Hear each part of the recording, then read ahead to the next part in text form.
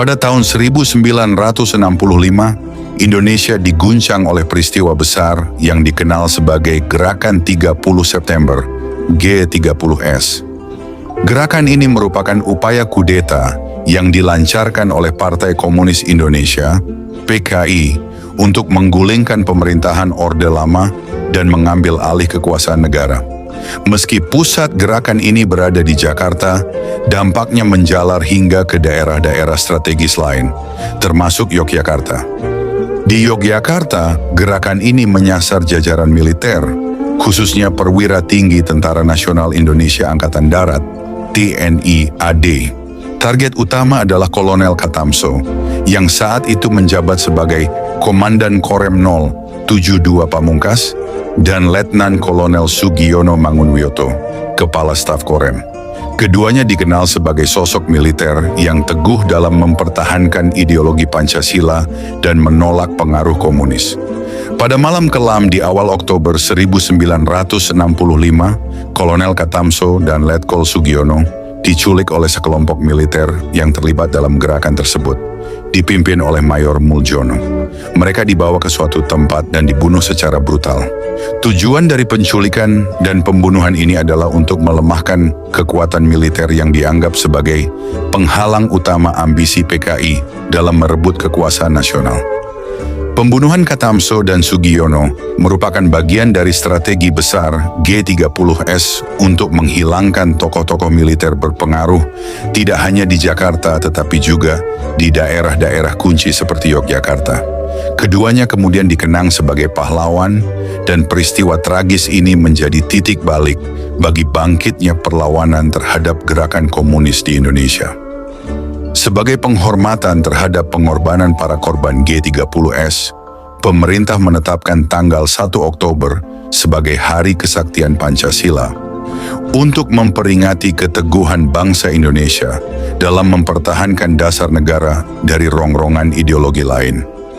Di Yogyakarta sendiri, dibangun Monumen Pancasila Sakti sebagai saksi bisu atas kekejaman yang terjadi, sekaligus pengingat bagi generasi penerus agar tidak melupakan sejarah kelam tersebut.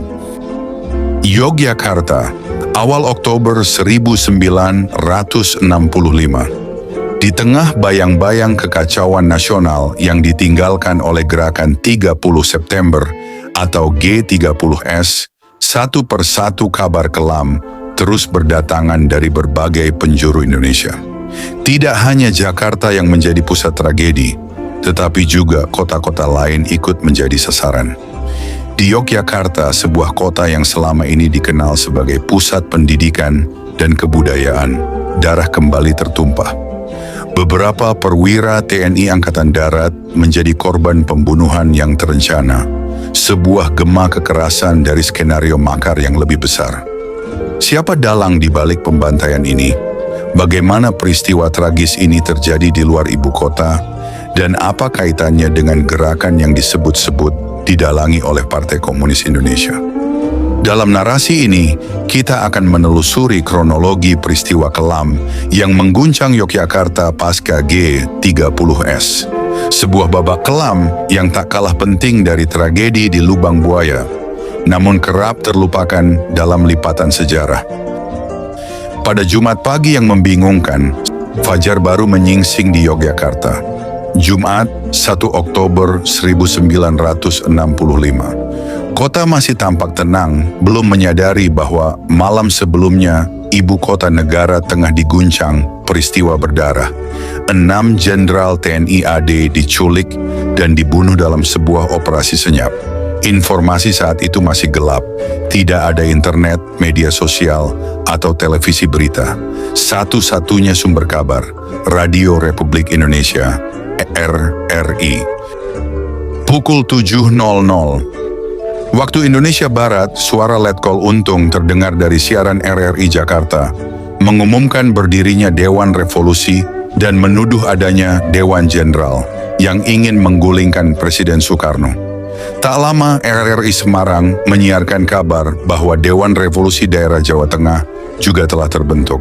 Masyarakat panik dan bingung, termasuk di Yogyakarta. Di tengah suasana kabur itu, Kolonel Katamso Darmokusumo, Komandan Korem 072 Pamungkas mengambil inisiatif. Ia segera mengutus perwira muda Bambang Setiadi menuju Semarang untuk menyelidiki situasi. Ia sendiri berangkat ke Magelang untuk menghadiri briefing rutin bersama Pangdam 7, Brigjen Suryo Sumpeno. Namun kepergiannya justru menjadi celah yang dimanfaatkan oleh pengkhianat di lingkaran dalam. Yogyakarta siang menjelang sore, 1 Oktober 1965, Mayor Mulyono Suryowardoyo, Kepala Seksi 5 Korem 072, bergerak diam-diam. Ia dikenal memiliki kedekatan dengan unsur PKI dalam militer dan menjadi simpul penting jaringan G30S di luar Jakarta. Didukung beberapa perwira seperti Mayor Kartawi, Mayor Denuri, Kapten Kustibio, Kapten Wisnuwaji, Peltu Sumardi, dan Sertu Alip Toyo, ia mengambil alih kendali Korem 072 dari dalam. Pukul 14.00 waktu Indonesia Barat, Kolonel Katamso kembali dari Magelang dan langsung menuju rumah dinasnya di Jalan Jenderal Sudirman nomor 48. Ia belum menyadari bahwa markas Korem telah dikudeta oleh anak buahnya sendiri. Tepat pukul 17.00 waktu Indonesia Barat, 2 truk berisi pasukan bersenjata dari Batalion L merangsek ke rumah dinas Katamso. Ia ditangkap di bawah todongan senjata dan dibawa paksa ke markas Yon L di Kentungan Sleman. Yogyakarta kala malam hari, 1 Oktober 1965,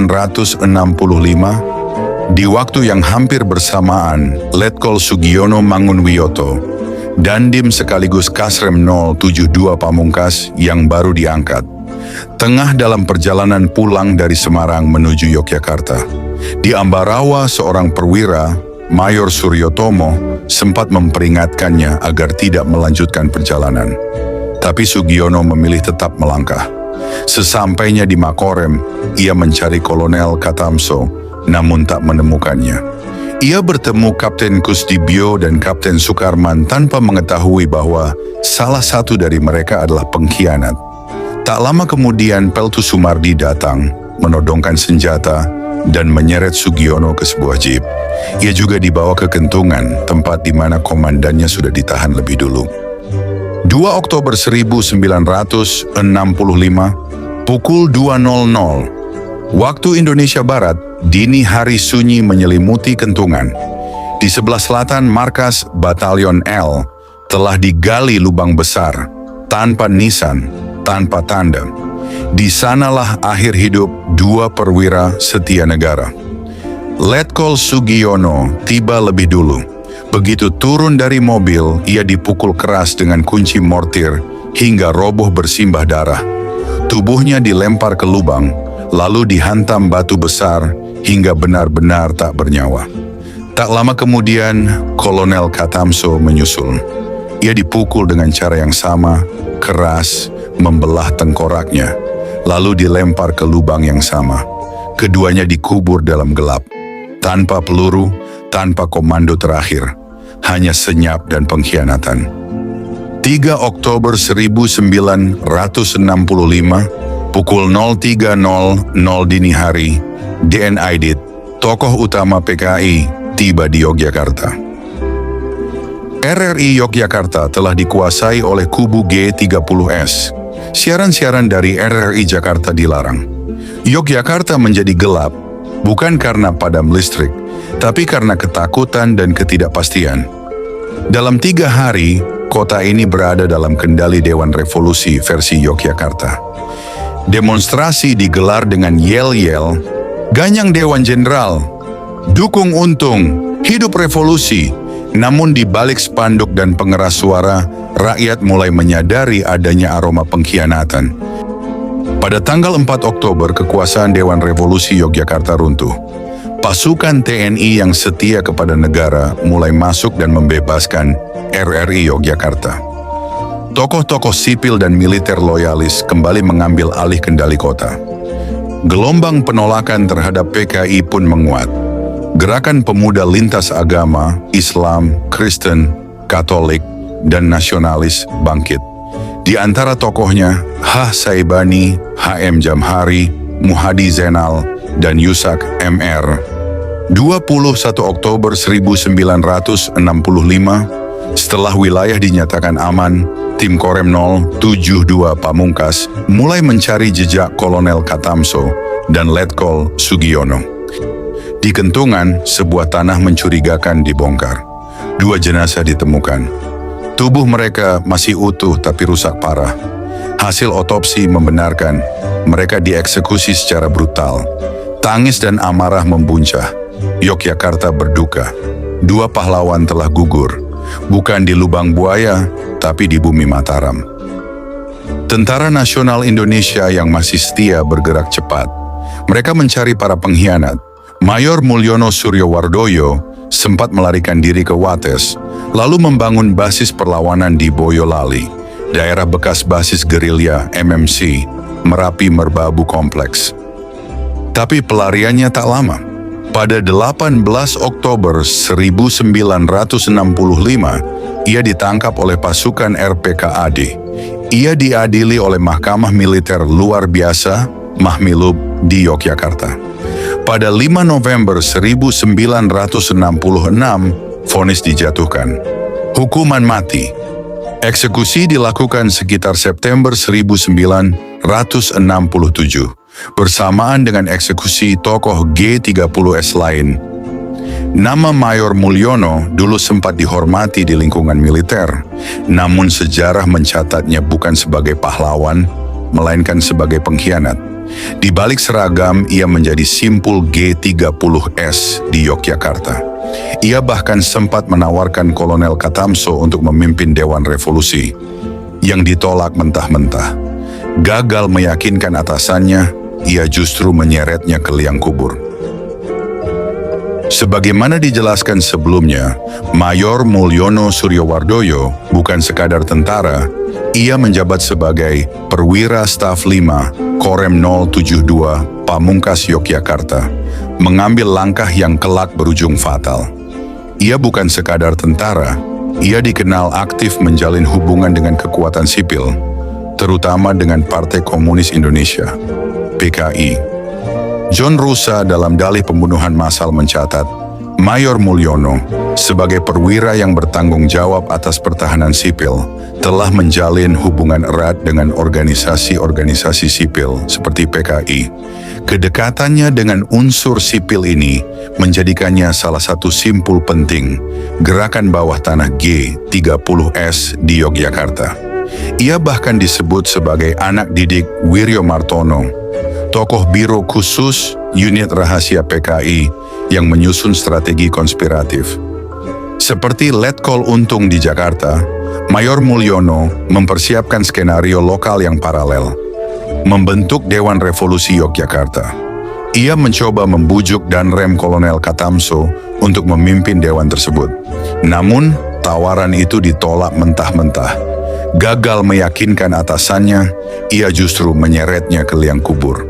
Pada 1 Oktober 1965 sore, orang-orang suruhan Mayor Mulyono menjemput Kolonel Katamso menggunakan mobil gas. Beberapa jam kemudian, Letkol Sugiono, yang baru kembali dari Semarang, turut diculik. Keduanya dibawa ke kompleks Batalion L, markas pasukan loyal kepada Mulyono. Di sanalah, malam itu mereka dieksekusi secara brutal menggunakan kunci mortir. Jenazah mereka dikuburkan dalam lubang dangkal tak jauh dari lokasi pembunuhan. Mayor Mulyono dengan penuh percaya diri kemudian mengumumkan berdirinya Dewan Revolusi Yogyakarta. Namun, pengumuman itu tak mengguncang apapun. Tidak ada dukungan berarti, baik dari kalangan militer maupun masyarakat. Gerakan itu segera runtuh dan langkah politiknya menjadi bumerang. Pada 2 Oktober malam, Mayor Mulyono kembali ke rumah keluarganya di Wates. Namun ia tak tinggal diam. Setelah 5 Oktober ia menghilang, mencoba menyusun perlawanan baru di wilayah Boyolali, bekas basis gerilya Merapi Merbabu Kompleks, MMC. Langkahnya tak jauh. Pada 18 Oktober 1965, pasukan resimen para komando Angkatan Darat RPKAD berhasil menangkapnya. Konon Bupati Boyolali saat itu, Suwali, sempat berusaha membebaskannya, namun gagal. Mayor Mulyono kemudian diadili oleh Mahkamah Militer Luar Biasa, Mahmilub, di Yogyakarta. Pada 5 November 1966, ia dijatuhi hukuman mati. Eksekusi dilaksanakan sekitar September 1967, bersamaan dengan eksekusi tokoh G30S lainnya seperti Letkol Untung, Mayor Sujono, dan Letnan Ngadimo. Pada 21 Oktober 1965, setelah situasi di Yogyakarta dinyatakan aman, tim Korem 072 Pamungkas mulai mencari jejak Kolonel Katamso dan Letkol Sugiono. Di daerah Kentungan, sebuah tanah mencurigakan dibongkar. 2 jenazah ditemukan. Tubuh mereka masih utuh namun rusak parah. Hasil otopsi membenarkan mereka dieksekusi secara brutal. Tangis dan amarah membuncah. Yogyakarta berduka. 2 pahlawan telah gugur, bukan di lubang buaya, tapi di bumi Mataram. Mereka tidak sempat menembakkan peluru, tidak sempat memberi komando terakhir. Namun kesetiaan mereka kepada negara mengabadikan nama mereka sebagai pahlawan revolusi. Kini, nama mereka diabadikan di jalan-jalan kota. Jalan Brigjen Katamso, Jalan Kolonel Sugiono, bukan sekadar penanda lokasi, tapi penanda sejarah. Bahwa kesetiaan bisa dibayar dengan nyawa dan pengkhianatan akan selalu menuntut harga.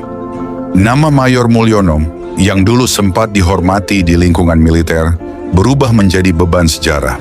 Di balik seragamnya, ia menjadi simpul utama G30S di Yogyakarta, perwira yang menyeret atasannya ke liang kubur setelah gagal membujuknya menjadi pemimpin Dewan Revolusi. Di Jawa Tengah, nama Mulyono menjadi simbol aib. Banyak orang mengganti nama demi menghindari stigma. Bahkan Mbah Suro, dukun legendaris dari Blora yang bernama asli Mulyono Surodiharjo, ikut terkena imbas. Ia dikenal sebagai mantan pejuang TLRI yang berpaham kiri dan kemudian dikaitkan dengan G30S. Nama itu menjadi momok yang terus dibayangi sejarah kelam. G30S di Yogyakarta adalah salah satu bab tergelap dalam sejarah Indonesia. Dari perwira loyal seperti Katamso dan Sugiono, hingga pengkhianat seperti Mulyono, sejarah mencatat semuanya dengan jelas dan penuh luka.